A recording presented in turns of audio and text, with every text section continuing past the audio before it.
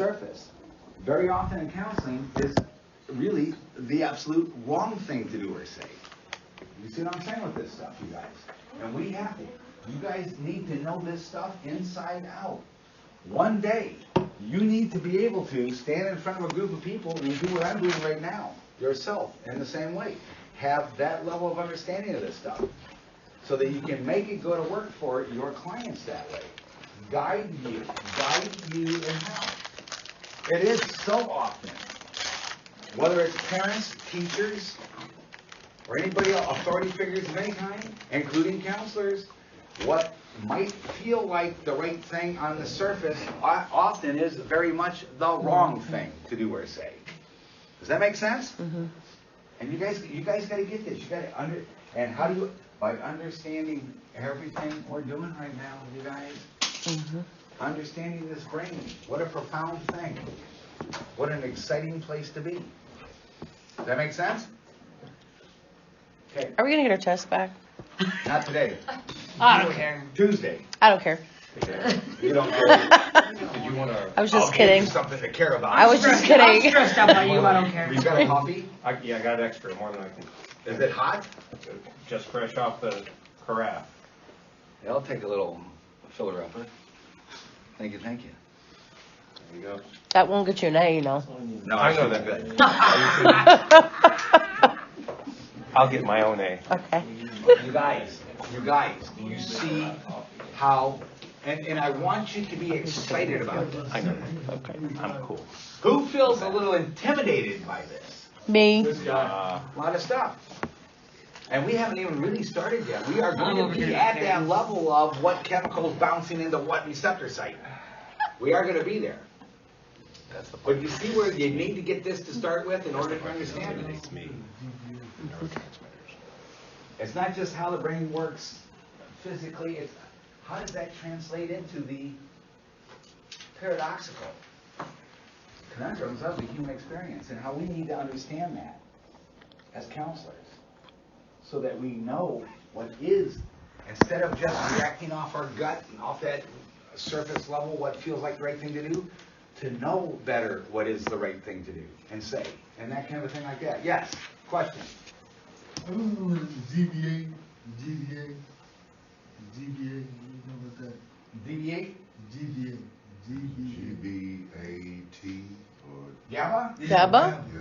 We're going to be talking, we're going to be, GABA, gamma-aminobutyric acid, we're going to be talking about that. It's a major, well, basically, it's an inhibitory neurotransmitter. And we're going to be talking about that. It happens to be a very close cousin to glutamate, which is a major excitatory. We're going to see all that stuff. We're going to be into all that stuff. Yes?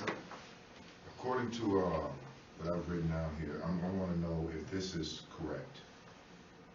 With the worry and thoughts, behaviors, and You know, consequences. I'd be glad to take a look at it for you. I'm saying with those, Yeah, I'd be glad to take a look at it. worry about it. And You see consequences, behaviors, right. and all that's involved in The whole brain thing. And don't forget, you guys, you don't have the whole story yet. We're a ways from the whole story yet. Before we even, at this level of understanding human behavior via the brain story yet. So we got a ways to go yet. That looks good. And I applaud your going beyond just sitting here. You're saying, let me tell myself how this is working, and I applaud that. Make yourself do that. Step out of this, and now practice knowing this stuff. Practice trying to explain this stuff. Practice trying to write in a diagram. That's the way that you make that happen for yourself. Yes. Yes. And the more different ways you do something with a piece of information, think about it, hear about it, read about it, test about it, talk about it, ask about it, write about it, this about it. The more different ways you handle any piece of information, the more different ways it's coded in that brain one way or another, the more ways it's going to be available to you. You know that the further we go into this, coming into this course, I was super relaxed.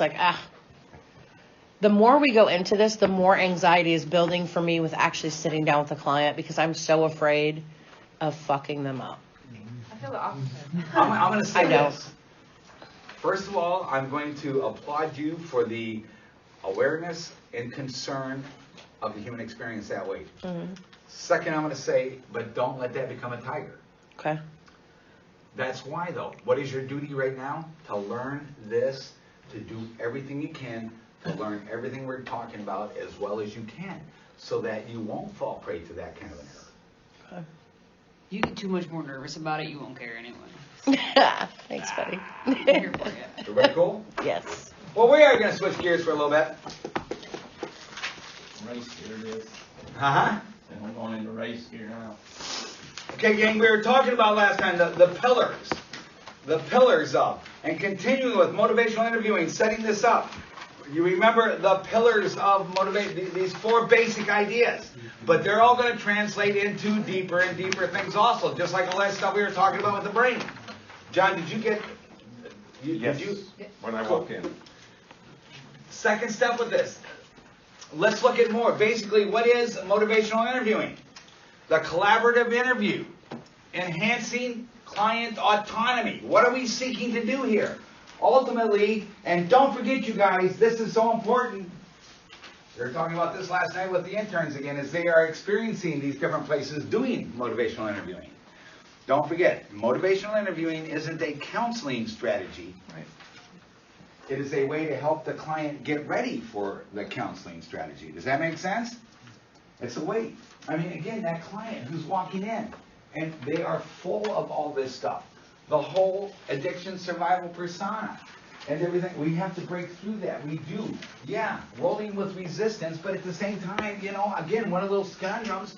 Yes, at some point this has got to stop. It's got to change. But it's how you do it. And if you just run right in there and say, oh, you're just full of shit and everything, that's not the way to do it.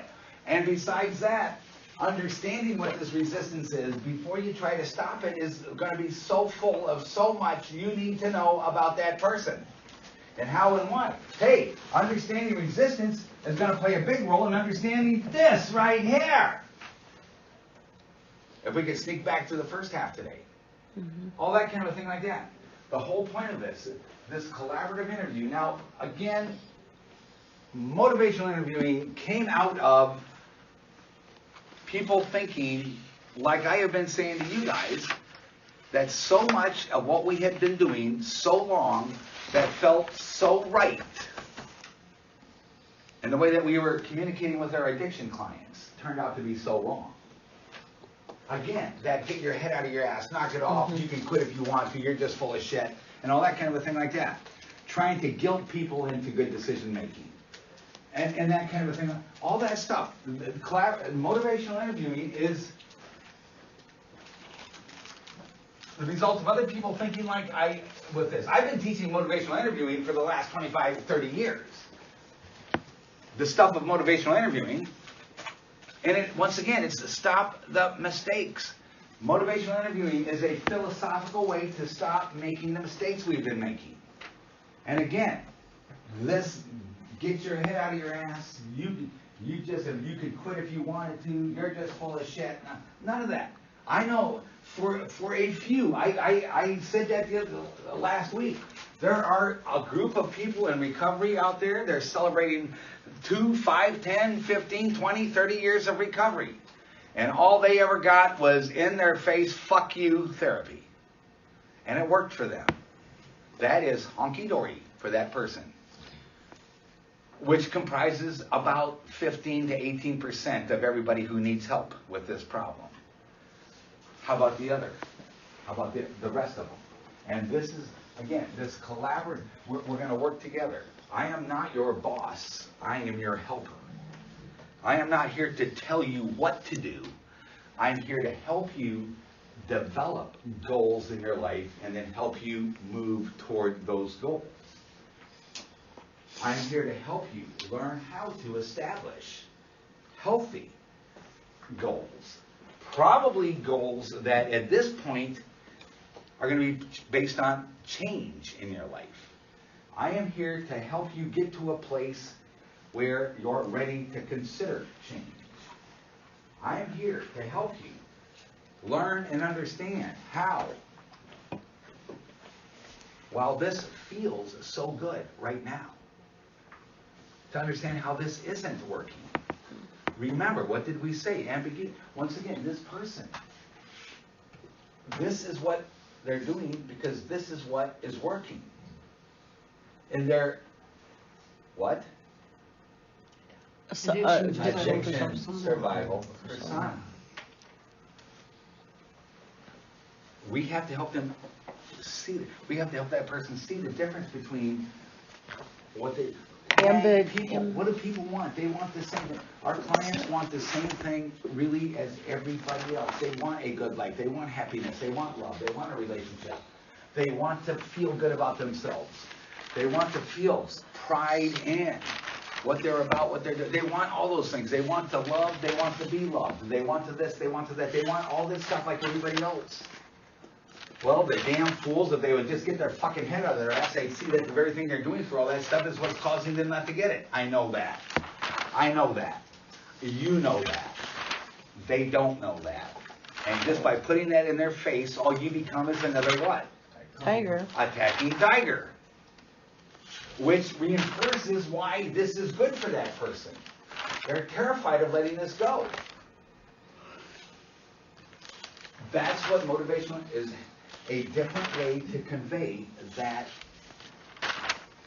way of things so that that client will, him or herself, not be told to change, but to choose to change. Does that make sense? So accommodation.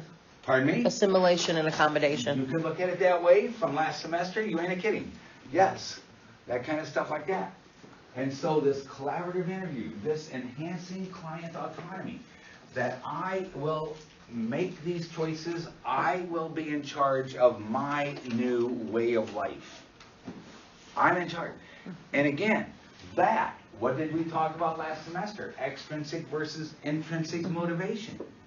I'm not going to do this because you want me to, because the spouse, the boss, the probation officer, the system wants me to.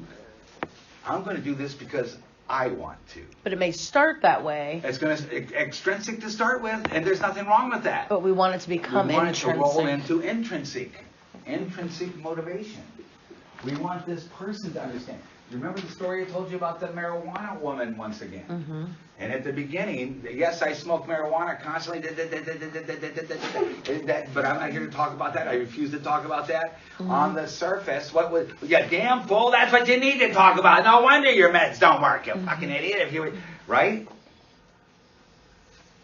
If I had done that, what would I have accomplished that day? Probably very little.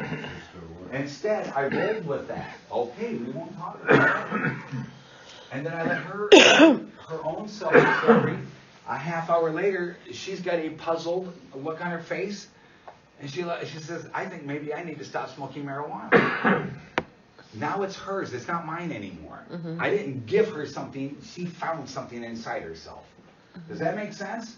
And that's what that's all about. Yes, it is. This is based on the stages of change. That handout and those different steps from pre-contemplation through. But I do want to make a point right now. This is not a linear model. Very often, and again, we see this with treatment plans and all that and everything else. This is another problem that counseling has. And counseling, this is not a linear model. Counseling in general is not. A linear model, here's where you are. And again, we've already talked about that now stuff, haven't we? And again, don't forget the best way to know the now is to know where they came from. But this linear model of counseling, here's where you are, here's the goal, and here's what we're going to do to get you there. Very linear model. It doesn't work that way. And motivational counseling is the same thing. Stages of change stuff is the same thing. A person may, in the beginning, they're not ready to anything. And then all of a sudden we're moving this way, and moving this way, and then all of a sudden, guess what? We got this. It's like you were talking about. Whatever's going on, all of a sudden you're getting a bad case of the buckets.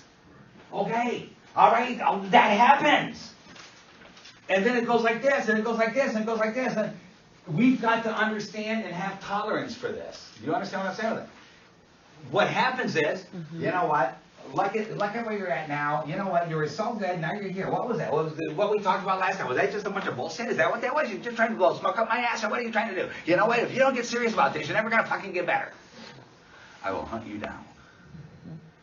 You see what I'm saying with that? That's not good. What the hell did you just become? We have to have tolerance. This is not a linear model. We don't just start here, end up here.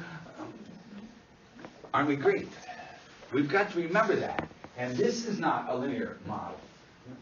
Levels of, kinds of, expressions of, motivation, intent, gold, all that stuff is going to change.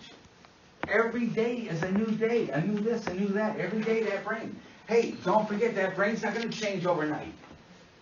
Just because that person has made a commitment. We have made a movement on our change scale.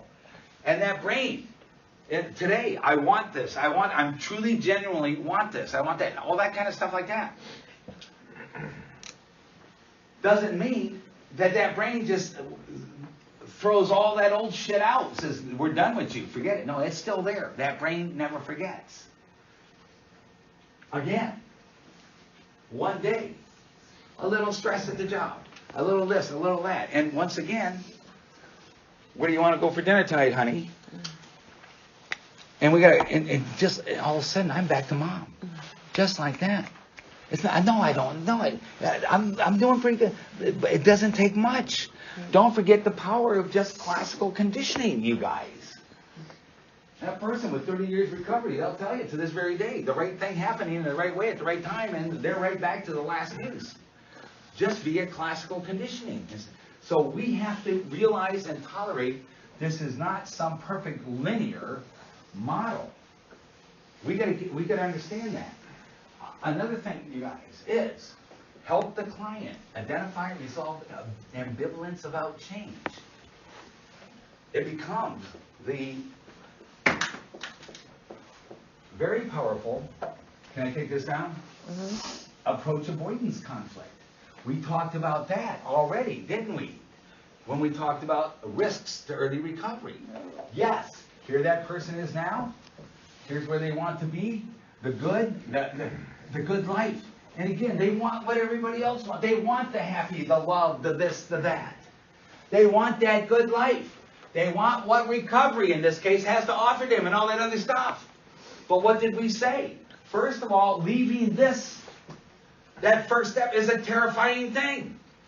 That's the ambivalence. This is working right now. If it weren't working, they wouldn't be doing it. This is working. This is safe. This is 2 + 2 is 4 for this person. Do you see what I'm saying? In all of its convoluted, paradoxical ways. I know, look at all the punishers, look at all the bad things going on, but that doesn't matter. All that matters is I feel safe right now. This is working. Ambivalence. Ambivalence about taking that first step is terrifying for that person. The other thing is, the closer they get, once again, a nonlinear model, very often, the closer they get to this, the scarier it can be. This is scary.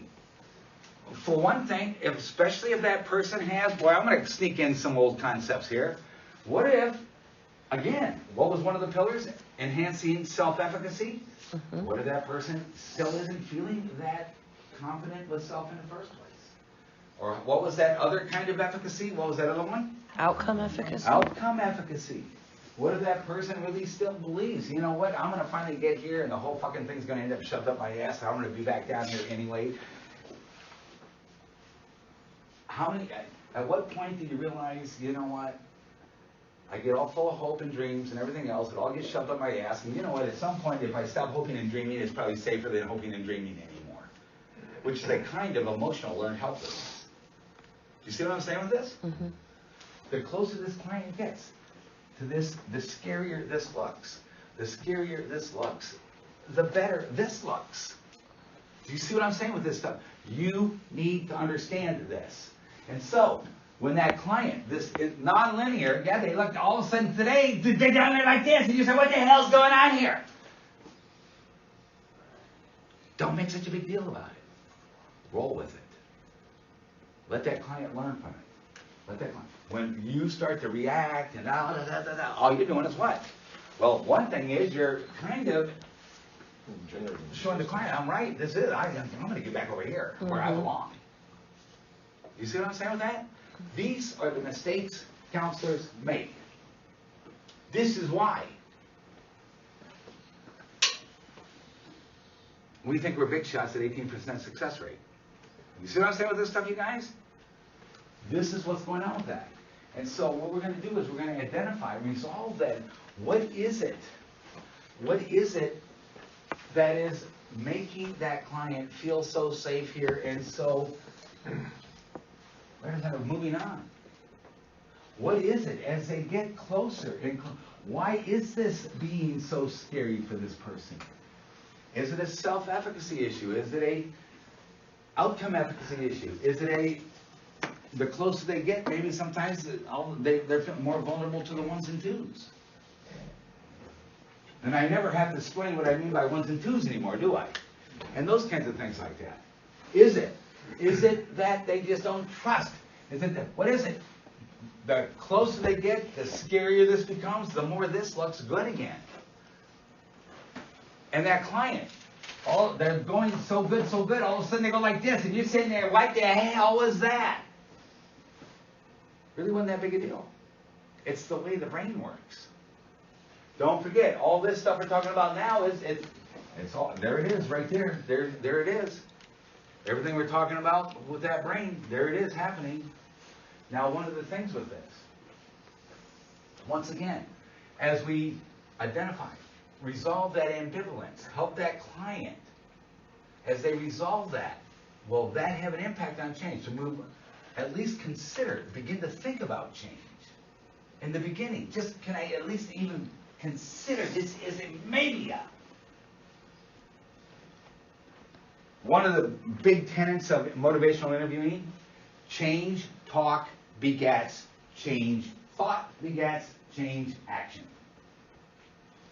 If we could just get that client to start to think about and talk about change to start with.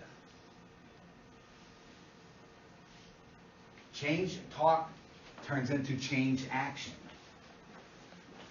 Eventually, moving to a commitment to change. At the beginning, or maybe even just thinking about it, even wondering if it, two, that rolling itself, that energy collecting itself, it's like that snowball.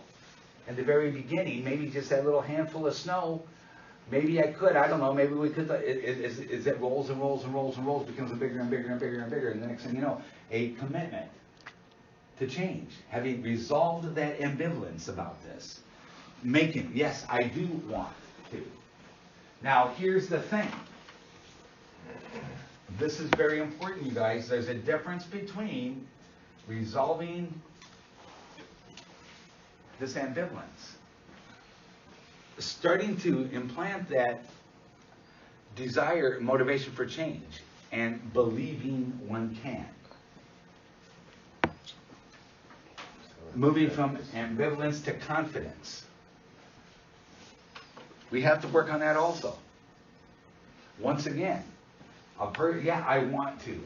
Genuinely, really, yes, I got it. I really, truly want to make this change. I really, truly want to have this different in my life. I really, truly want. But then we also have to work with confidence. And we've got to keep a very close eye on self-efficacy, outcome efficacy, and other things that, classical conditioning kinds of things. Once again, don't forget the power of classical conditioning. You're having a great, wonderful day. I'll bet every person, and all it takes sometimes is one little itty bitty little thing, and all of a sudden mood and everything else changes. The whole theme of the day changes, right? That's the power of that classical conditioning with this stuff also. And so at this point, dealing with ambivalence, but we also have to remember at some point we got to look at confidence also with this. And so once again, change talk moves to change behavior. We tolerate this in the beginning.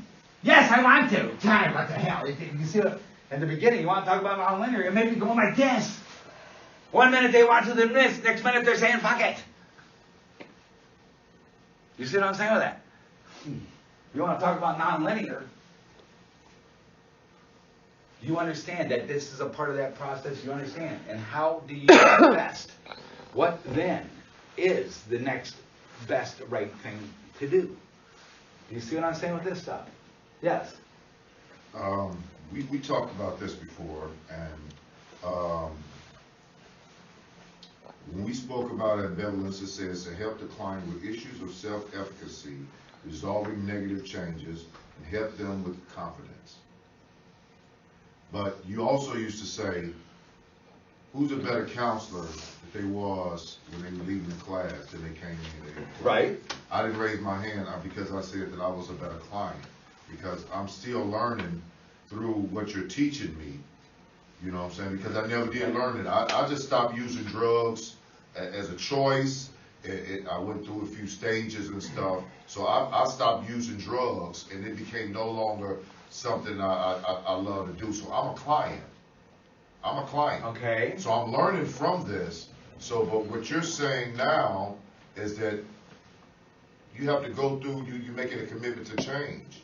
So yesterday, I was ready to just give up everything, God and everything else.